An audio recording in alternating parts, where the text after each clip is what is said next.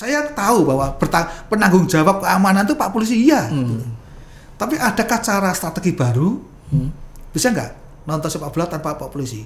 Ya Pak Polisi tetap ada, tapi mungkin disimpan dulu lah gitu. Suatu saat kalau itu terpaksa ya harus diturunkan. Ya, moga-moga ini momentum ini jadi pelajaran kita bersama, jadi cermin kita bersama untuk yuk semuanya berbenah.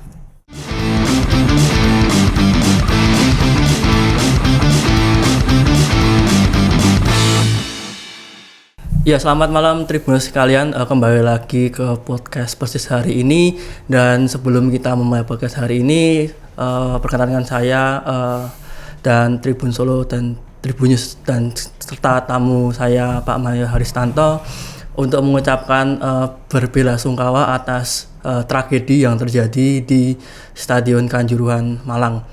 Dan semoga kasus tragedi tersebut segera menemui titik terang. Dan pada kesempatan kali ini, di podcast hari ini, kita kedatangan salah satu tokoh supporter Persis Solo, Pak Mayor Haristanto. Pak, selamat malam Pak Mayor ini. Ya, malam Mas Adi. Ya, apa kabar Pak untuk malam hari ini? Baik-baik, sehat. Ya, Pak Mayor, untuk podcast hari ini kita akan membahas tentang tragedi yang kemarin, 1 Oktober 2022 di Stadion Kanjuruhan Malang. Pak Mayor, dengan tragedi itu, jenengan sebagai salah satu tokoh di Solo, supporter di Solo ini melihat tragedi di Malang ini seperti apa Pak Mayor? Ya, sebelumnya saya ingin mengucapkan duka cita yang mendalam ya pada sahabat-sahabat kita di Malang atas tragedi Kanjuruhan kemarin ini. Jadi sekali lagi saya sungguh berduka cita, sungguh sedih kenapa itu bisa terjadi. Jadi ya, moga-moga harapan kita semuanya itu jadi pelajaran yang terakhir. Ya. Sudah cukup korban di arena sepak bola itu. Ya, semoga-moga mereka husnul khotimah, diberi jalan terbaik untuk menuju surga gitu. Ya. Ya, jadi saya melihat bahwasanya sepak bola ini kan macam-macam, banyak pihak yang terlibat itu ya, mulai dari tim, dari panpel, terutama keamanan dan sebagainya ya, belum yang lain-lain itu. Jadi memang momentum tragedi kemarin menyadarkan kita semuanya bahwa sudah saatnya ada evaluasi total semuanya ya. Jadi harapan kita bersama ya semua, dari PSSI, dari panpelnya, dari keamanannya dan sebagainya ya. Jadi sekali lagi tragedi kemarin menyadarkan kita semuanya. Ternyata kita masih banyak kekurangan. Meskipun liga sudah tergelar berkali-kali, ternyata juga masih semacam itu ya. Ada panpel yang lupa membuka pintu yang harusnya sudah terbuka. Keamanan yang harusnya melindungi justru mencederai gitu ya. Saya melihat di layar kaca banyak tenaga keamanan yang harus tidak mengayomi masyarakat, justru malah mencederai gitu ya. Apalagi dengan penggunaan gas air mata itu menurut saya sungguh-sungguh menyedihkan ya. Sudah wanti-wanti regulasi FIFA sudah nggak boleh ada gas air mata. Kenapa bisa sampai di sana dan itu bisa diletupkan itu ya. Itu perintah siapa dan bagaimana itu ya, jadi pelajaran kita semuanya gitu. Jadi sekali lagi korban sebanyak itu sungguh menyedihkan itu. Sangat sedih. Dan itu terjadi di bumi Indonesia. Iya. Dan bahkan di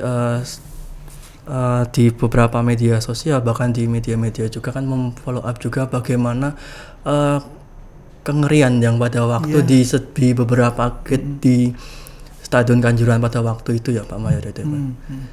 Saya bisa membayangkan Mas. Kita tuh beberapa kali melihat di Stadion Manahan ya. Pulang dengan normal saja itu juga lambat loh. Padahal dengan Stadion Manahan yang desainnya desain baru, pintunya juga lebar, itu mau keluar dengan normal saja itu uyek-uyekan. Bayangkan kalau itu keluar suara dengan dengan kebingungan ya, dengan chaos itu, aduh saya nggak bisa membayangkan ya. Benar-benar mengerikan Mas itu. Iya. Dan berarti dengan kejadian dari Kanjuruhan ini sendiri, ini berarti ada suatu sistem ya Pak yang mungkin harus dibenahi total untuk kedepannya itu. Harus itu, semuanya harus itu ya.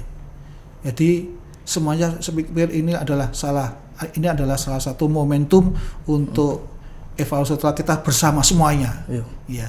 Jadi insan sepak bola Indonesia, inilah saatnya kita harus berbenah total.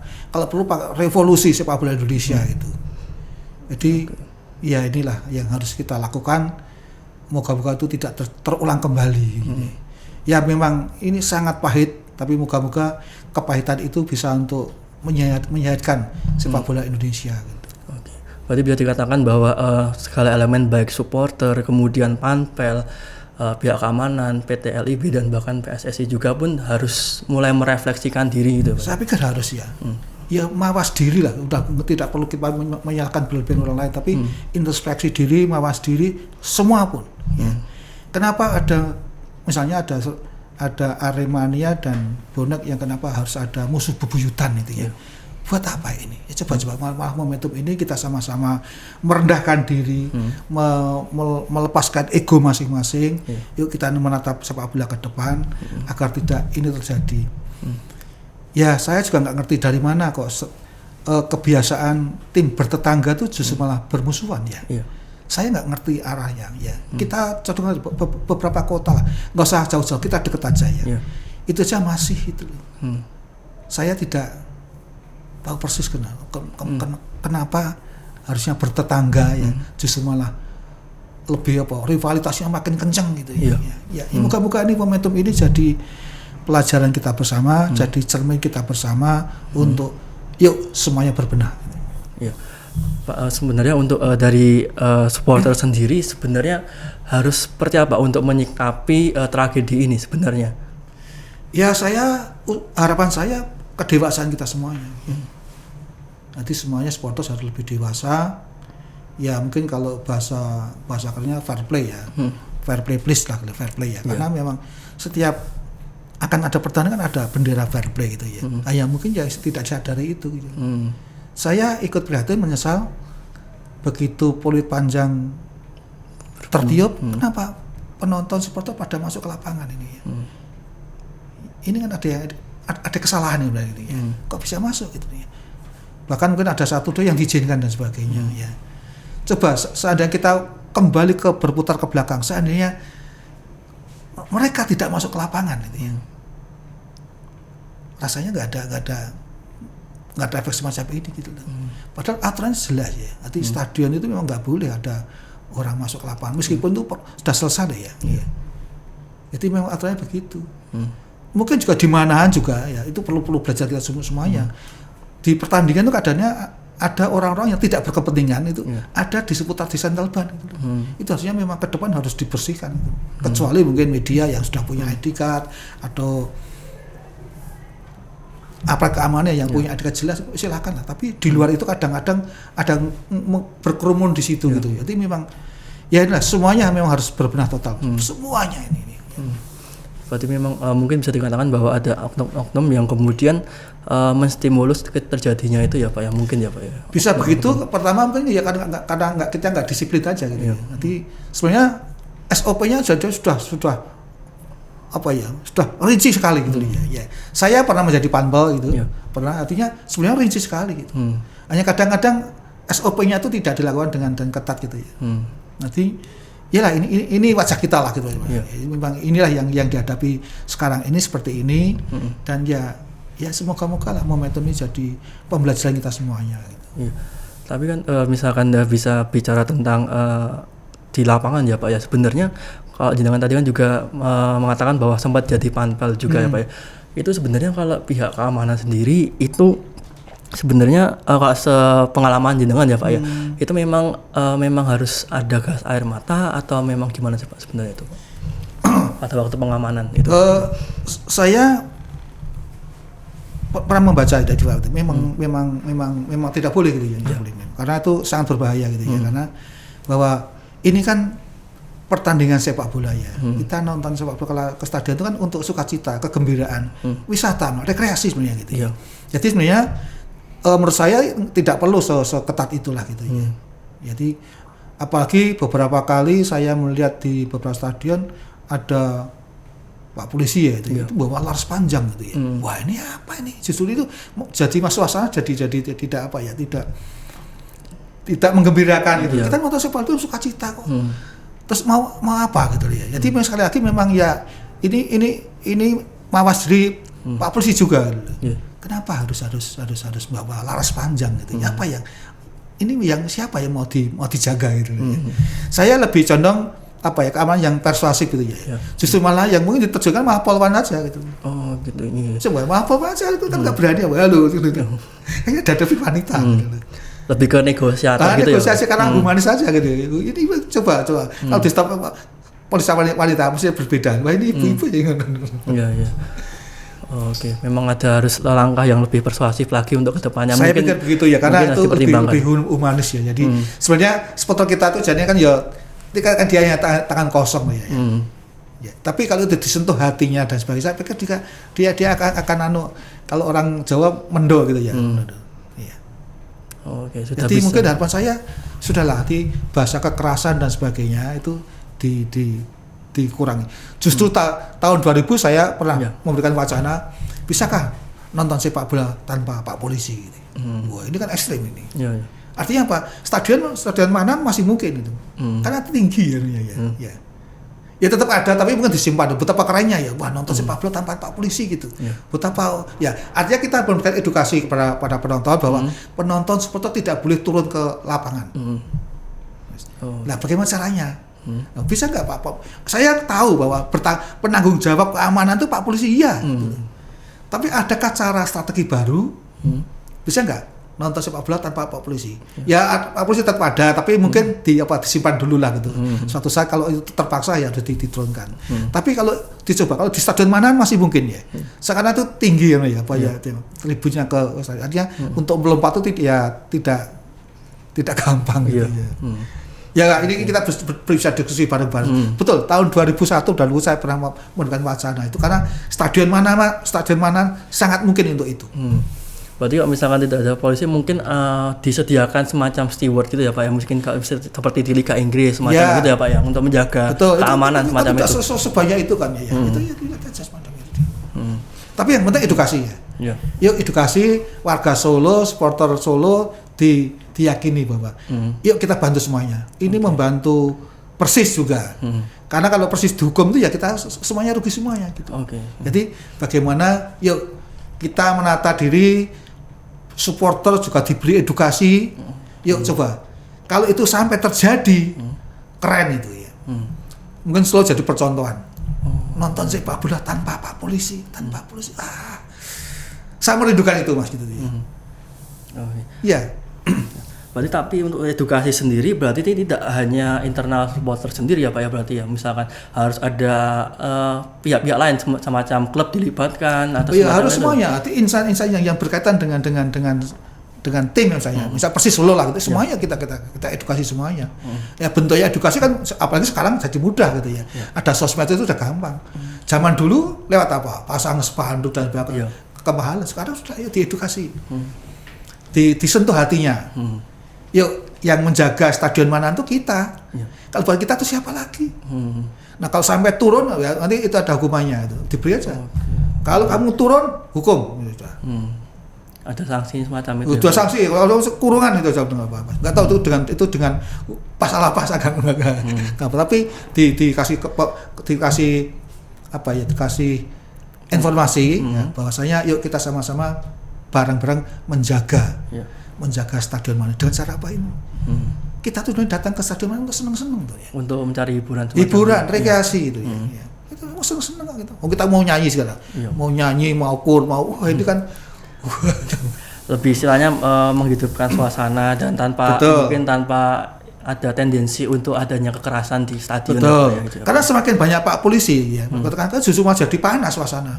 Jadi penuh gitu loh. Jadi apa ya suasana tidak menghibur gitu loh. Justru malah piye gitu. Ada rasa ketakutan semacam itu betul. Ya bayangkan sekarang kayak di Malang ada di tribun ada atau gas air mata kan waduh. Mengerikan Mas itu. Itu memang sangat disayangkan juga ya untuk tindakan semacam itu. Dan bahkan akhirnya pun banyak ratusan orang yang menjadi korban, bahkan anak-anak dan ibu-ibu juga yang menjadi korban juga. Dan sebenarnya untuk ini bagaimana kemudian supporter mengedukasi itu sendiri Pak sebenarnya. Maksudnya untuk caranya yang lebih efektif di dunia yang mungkin sudah modern ini, mungkin caranya semacam apa gitu. Ya yang penting kesempatan dulu ya. Yuk kita sepakat dulu. Mungkin yuk duduk bermeja bundar itu. Mungkin ada apa keamanan, ada supporter, ada manajemen, yuk duduk bersama. Yuk kita merancang bagaimana nonton sepak bola dengan humanis ini ya. Anak-anak, ibu-ibu datang dengan sukacita datang dan sebagainya. Ini menarik itu.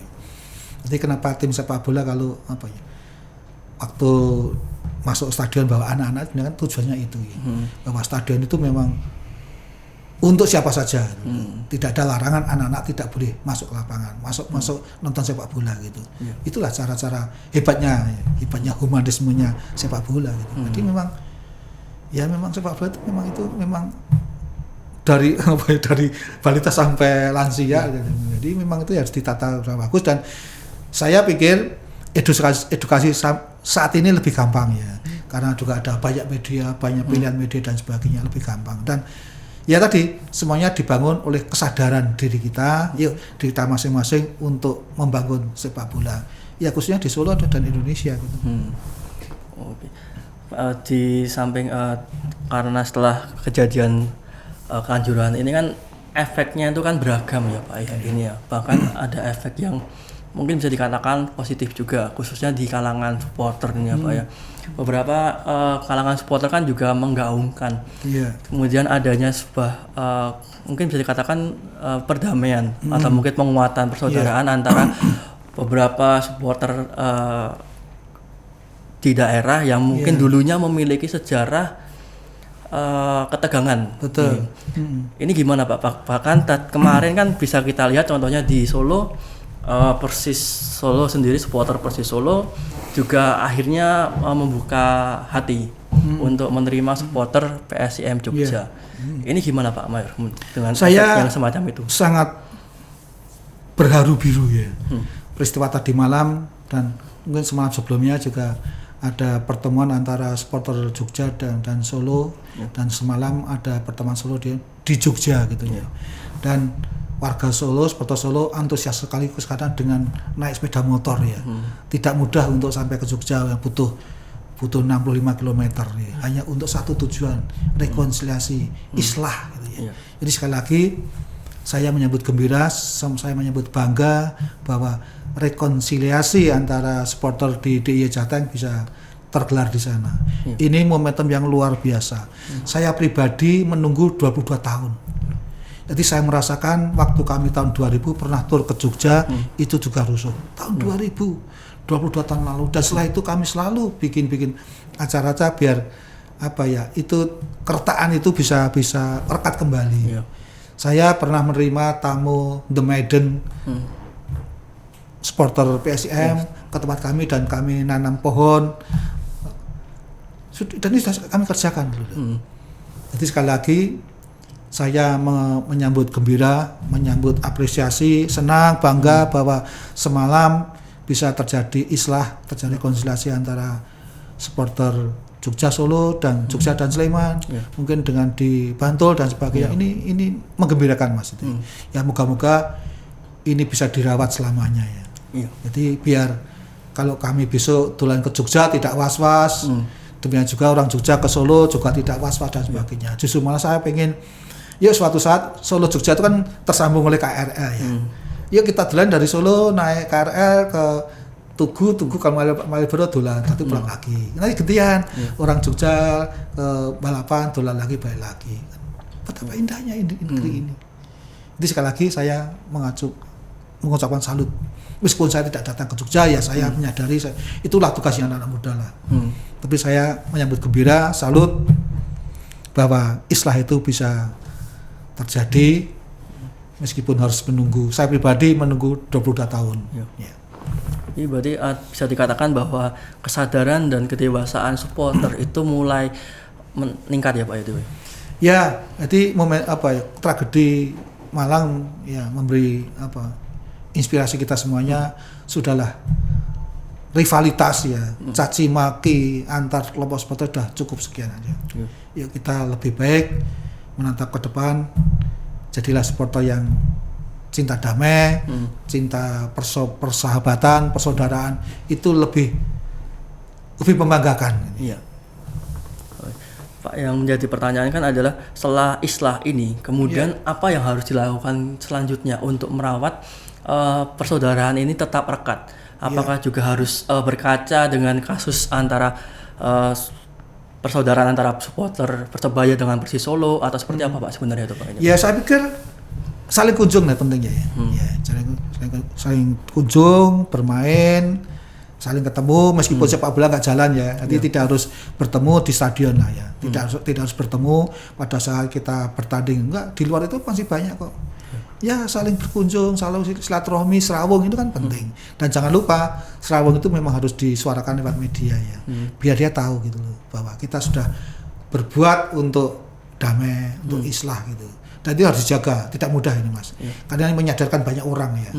Kalau supporter Solo aja jumlahnya bisa 30.000 ya. Moga-moga lewat media ini bisa menyadar kita semua. Loh ini loh efeknya kalau tidak nggak rukun itu.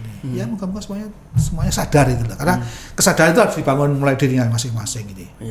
Bisa menahan diri masing-masing ya.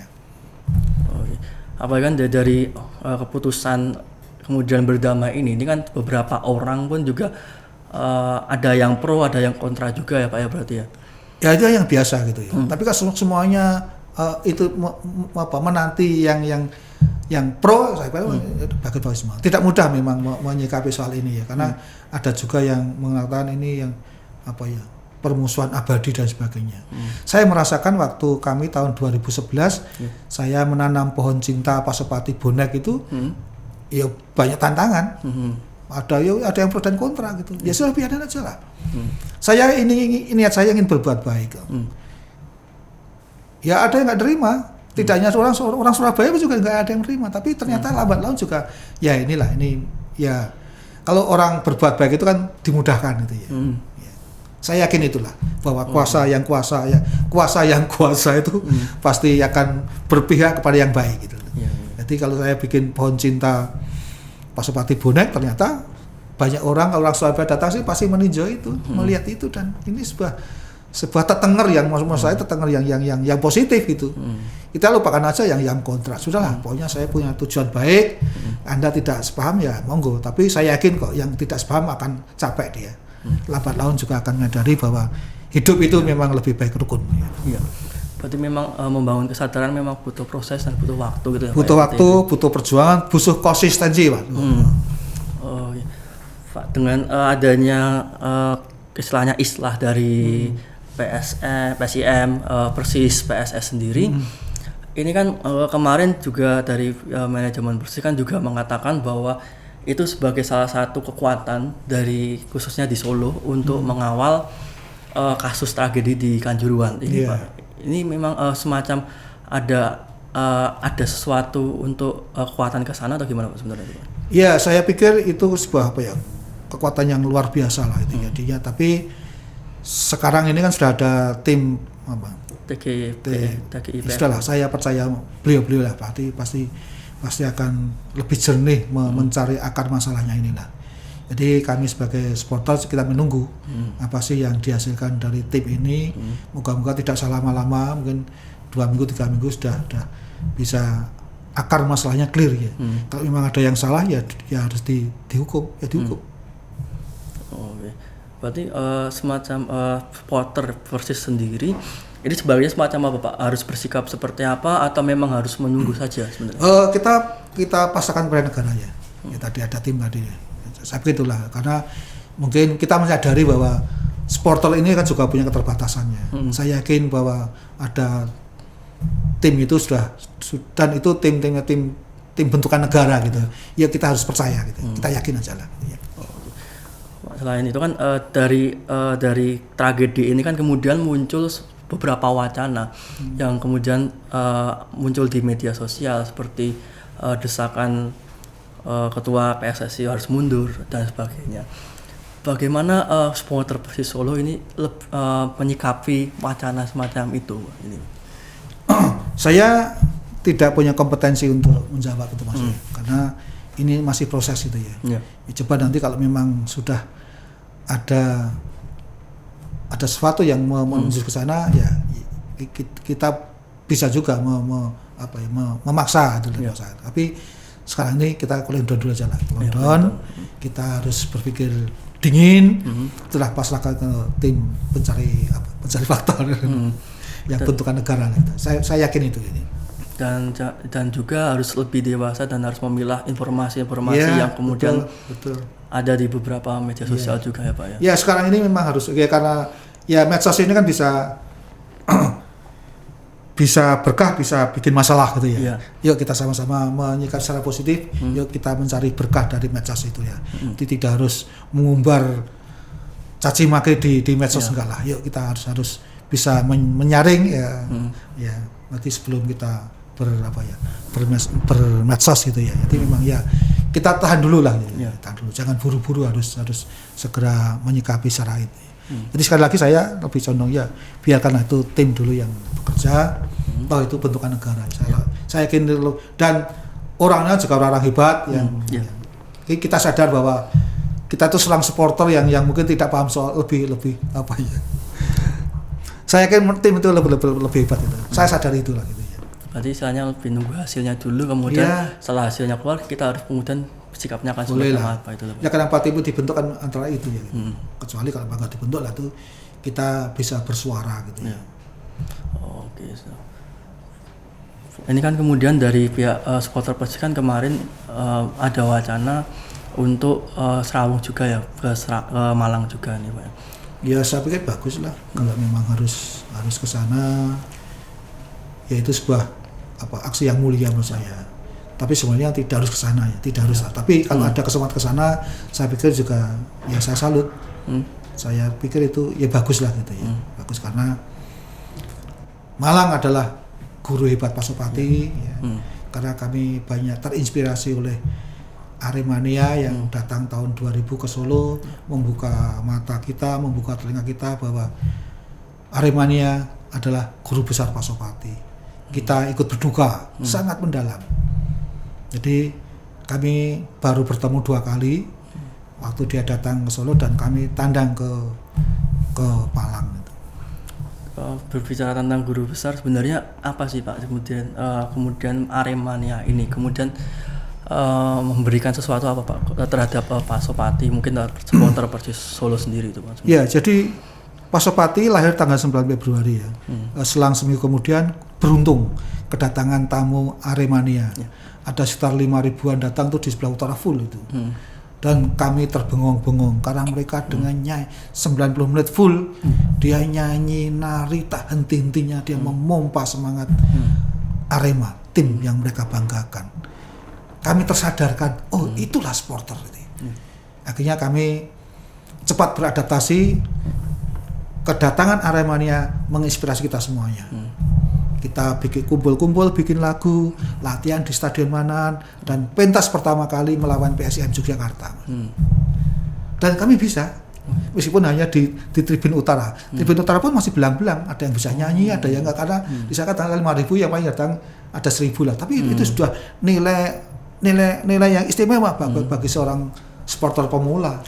Kami baru berusaha nggak ada sebulan bisa nyanyi. Baru 2 minggu lah bisa nyanyi, kan beruntung gitu. Jadi Aremania sungguh mencerahkan bagi kami. Bahkan kami bisa memberikan predikat kepada beliau adalah guru Aremania, guru besar Pasopati. Sebenarnya untuk hubungan Aremania dengan supporter Persis Solo sebenarnya seperti apa sih Pak? Untuk mungkin romantismenya seperti apa gitu Pak sebenarnya? Ya saya selama ini masih ada beberapa teman masih kontak-kontakan dan sebagainya. Bahkan kemarin datang ke Solo, ya dolan ketemu baik. Bahkan masih bisa meninggalkan ada kaos, ya, jersey, ada sal. Ya saya terima dengan sukacita. Memang kami sebenarnya memang misinya tuh cari kawan sebanyak-banyaknya. Bukan cari musuh sebanyak-banyaknya. Kita mau cari sahabat, siapapun kita bersahabat gitu loh. Karena banyak sahabat tuh jadi memudahkan semuanya gitu loh. Coba bayangkan kalau saya punya banyak teman di mana-mana. Ya. Kalau saya datang ke Makassar, pasti begitu saya WA dia akan jemput gitu. Jadi mudah. Saya ke Manado ada teman di sana, sudah diterima dengan sukacita, dilayani dengan gembira dan sebagainya. Ya karena memang sudah bersahabat. Nah kenapa semangat bersahabat itu tidak ditularkan kepada yang lain? Coba kalau orang Surabaya bersahabat dengan orang Malang, nggak gentenan apa-apa. Solo dengan Jogja. Ya. Apalagi Kaisang ini besok mau nikah orang Jogja lagi. Iya. Lagi berdoa itu. Saya dulu sekolah di Jogja ya apa-apa gitu. Jogja bagi saya itu rumah saya yang kedua. Saya asli di Wonogiri, kuliah di Jogja, sekarang di Solo. Ini kan gentenan.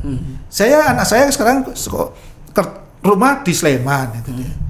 Saya kalau ke Jogja naik KRL, ya udah terus dituku nanti nge-Grab atau Gojek dan sebagainya kan nyaman gitu loh. Jadi ini sebenarnya momentum yang sangat cantik untuk berdamai. Alhamdulillah tadi sudah dimulai, sudah diwujudkan. Ya. Bukan hanya wacana, sudah diwujudkan, sudah berangkul-angkulan. Ini sangat mengharukan, Mas. Dan bahkan kalau berbicara tentang hubungan Aremania dengan supporter Persis, itu kalau nggak salah sempat supporter Persis bertandang ke Malang bahwa tema khusus itu apa ya? Saya membawa judul yang sangat luar biasa ya, From Solo with More Love. More Love itu cinta yang lebih gitu ya. Karena itu tur kami yang kedua. Tur yang pertama ke Surabaya itu From Solo with Love tadi. Ini ada kata more-nya. Gitu. Berarti memang itu sebuah penghormatan karena sudah berjasa. Berjasa mengkreatifkan kami. Itu sebenarnya luar biasa kan.